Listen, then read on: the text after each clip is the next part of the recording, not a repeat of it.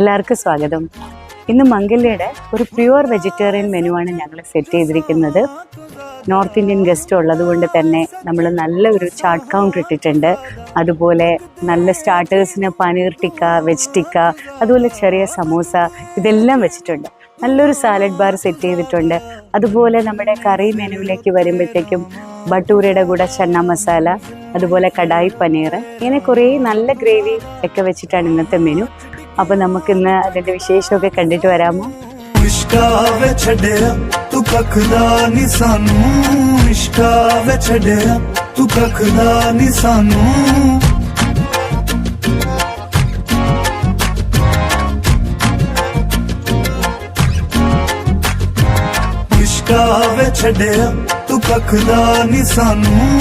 എവിടെ നിന്നാണ് ഏറ്റവും നല്ല കാറ്ററിംഗ്? എവിടെ ഞാൻ ആദ്യം പറയണത് താങ്ക് യു സർ,